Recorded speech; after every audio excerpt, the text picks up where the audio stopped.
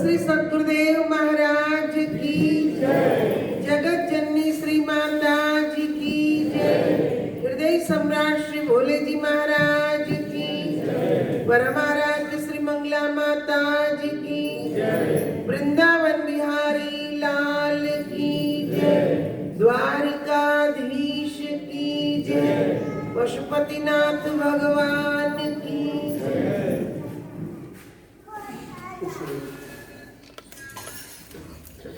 आदरणीय महात्मा जी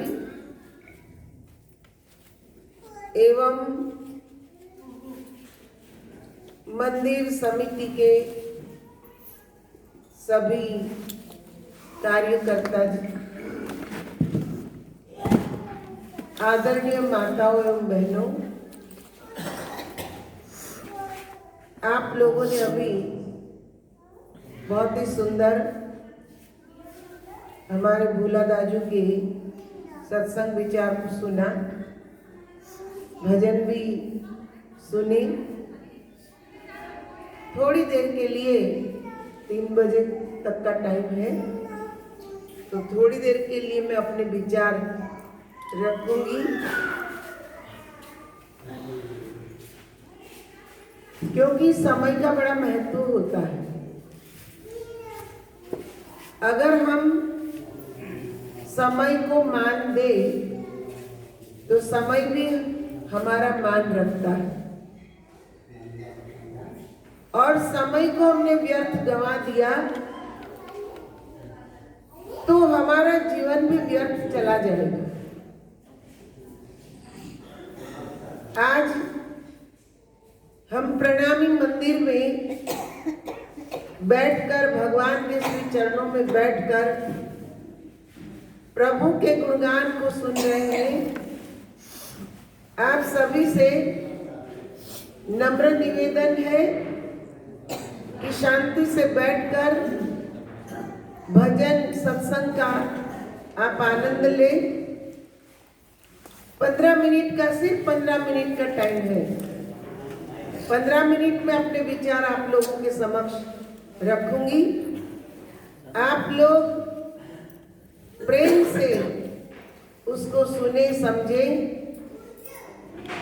अभी भगवान कृष्ण की महिमा गाई और उनके श्री चरणों में हम बैठे हैं। मुझे बड़ा आनंद हो रहा है कि प्रणामी मंदिर का जो मुख्य स्थान है वो गुजरात में है, जामनगर में, और वहाँ हमारे बहुत सारे भक्त हैं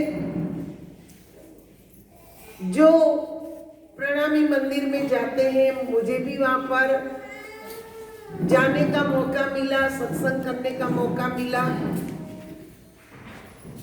परम पूज्य महात्मा जी से बात कर मुझे बड़ा आनंद हुआ कि वो भी वहाँ जामनगर में 10 साल रहे हुए हैं और गुजराती भाषा भी जानते हैं।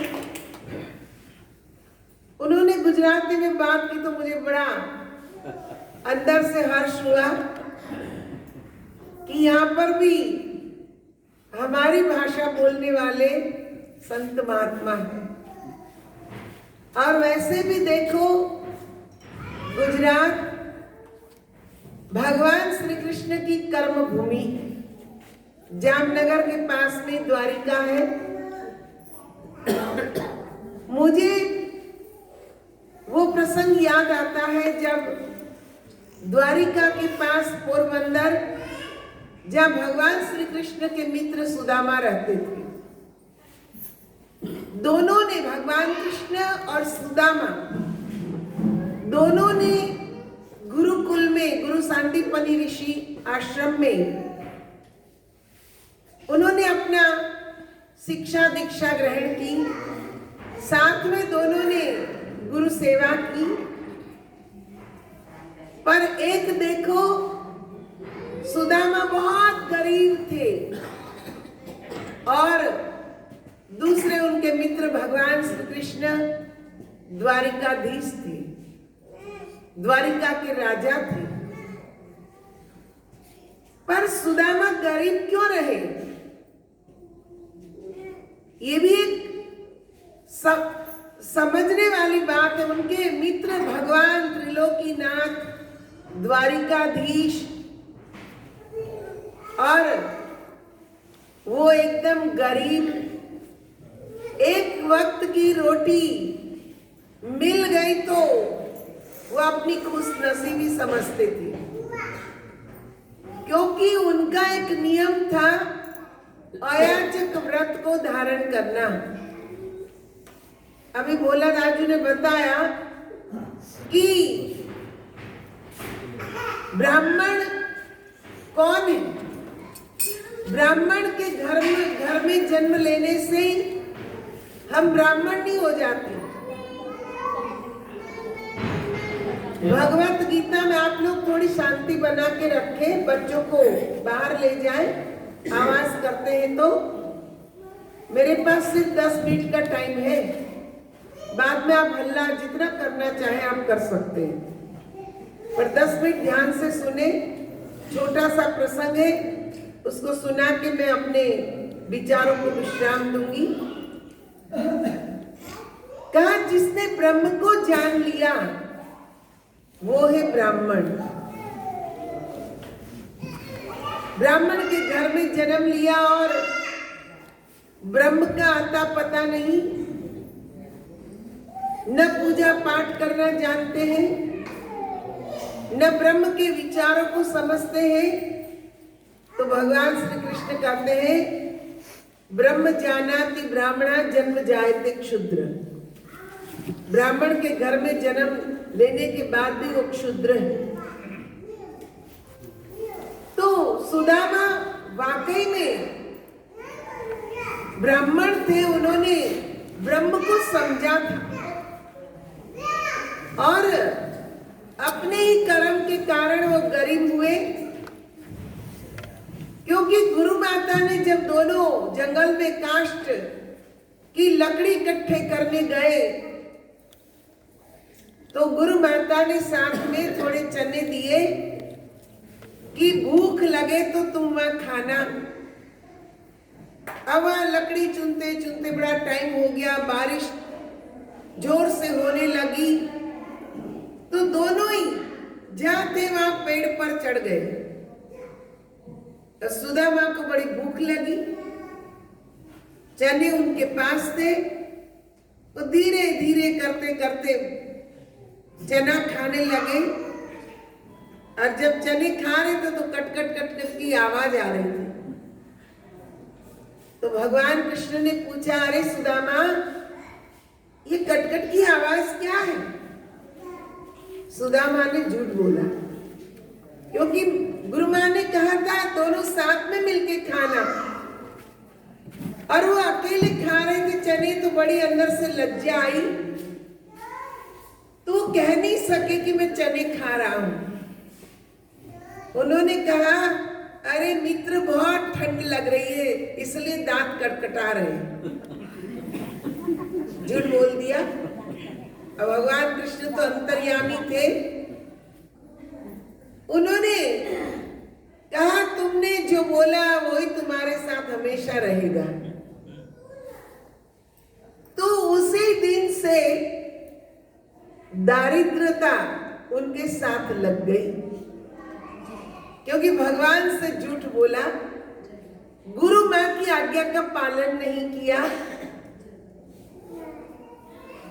तो देखिए कर्म की गति बड़ी गहन है। संतों ने कहा है कर्म की गति न्यारी, और कब वो कर्म आपको राजा से भिखारी बना दे, भिखारी से राजा बना दे, उसको कोई नहीं जानता। पर देखिए भगवान श्री कृष्ण कितने दयालु। सुदामा ने अयाचक व्रत धारण किया उसी दिन से कि आज मैंने झूठ बोला और अब मैं आज से व्रत लेता हूं कि मैं कभी किसी से अपने लिए कुछ नहीं मांगूंगा। गुरुकुल से दोनों कहते कि गुरु महाराज जी से जब विदाई हुई, अपने अपने गांव गए, कृष्ण द्वारिका गए, सुदामा पोरबंदर में गए, शादी ब्याह हुआ। कोई उनको बुलाते थे तो सत्संग कथा के लिए चले जाते थे, जो दान में मिलता था वही से घर चलता था। कभी नहीं भी होता था, नहीं मिलता था, भूखे पेट सोना पड़ता था उनको, उनकी पत्नी को, उनके बच्चों को। एक बार तो 15 दिन बीत गए बिना खाए पिए पूरे परिवार को। उनकी पत्नी से रहा नहीं गया और उन्होंने कहा कि आपको अपनी तो परवाह नहीं, पर ये बच्चों की तो चिंता करो। बच्चे 15 दिन से भूखे हैं, उनको तो कुछ भोजन की व्यवस्था करो। आप हमेशा आपके मित्र कृष्ण की बातें सुनाते हो, द्वारिकाधीश है, उनके पास जाओ। कहा मैं मांगने नहीं जा सकता हूं, अगर तुम कहती हो तो मिलने चला जाऊं, पर मैं मांग नहीं सकता हूं, मैं अपने व्रत को तोड़ नहीं सकता, और जाऊं तो कैसे जाऊं? कहते कि राजा, मित्र, गुरु, भगवान, संत, माता पिता, इनके पास जाओ तो कुछ न कुछ लेके जाओ। अब मेरे पास तो कुछ भी नहीं है जो मैं उनको दूं, क्या मैं उनकी व्यवस्था करूं? वह पड़ोस में से जाकर 3 मुट्ठी चावल ले आए कि बहन थोड़ा सा चावल दे दो, जब मेरे पास होगा मैं वापस लौटा दूंगी। और उन्होंने 3 मुट्ठी चावल दे दिए, पोटली में बांध दिया। सुदामा को कहा लो अब तो जाओ, ये चावल अपने मित्र को दे देना। सुदामा गरीबी के कारण, भूख के कारण बहुत वृद्ध दिखते थे। लाठी लेकर चल पड़े और देखिए चलते चलते अभी अपने शहर से बाहर निकले तो थक गए। वहां एक सुंदर बगीचा था, वहां पेड़ के नीचे बैठे तो नींद आ गई, सो गए। भगवान कृष्ण ने देख लिया कि आज मेरा मित्र मुझे मिलने आ रहा है, पर वो कितने दिन में यहाँ पहुंचेगा, उसमें तो इतना दम नहीं है कि जो आज यहाँ पहुंच जाए। भगवान भी उतावले हो रहे उनको मिलने के लिए, क्योंकि सुदामा के अंदर भक्ति भाव था। वह निरंतर भगवान का सुमिरन करते थे। तो भगवान का तो नियम है, जो दिल से मुझे याद करता रहा वो भी मुझको हमेशा याद आता रहा।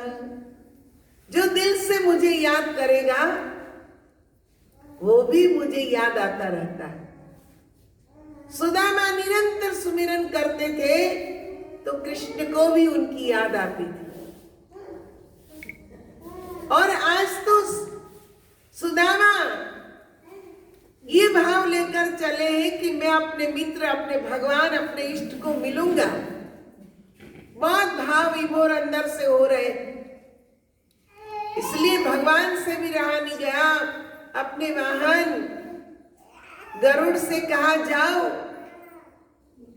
पोरबंदर पहुंचो, ऐसी ऐसी एक व्यक्ति है जो मेरा मित्र है, उनको वहां से लेकर यहाँ द्वारिका के बगीचे में सुला देना। वो नींद अवस्था में है। गरुड़ जी को आज्ञा हुई, पहुंचे। सुदामा सोए थे वैसे ही उठाए अपने पंजों से और उठाकर द्वारिका, काफी दूर है वहां से, करीब करीब 250-300 किलोमीटर है,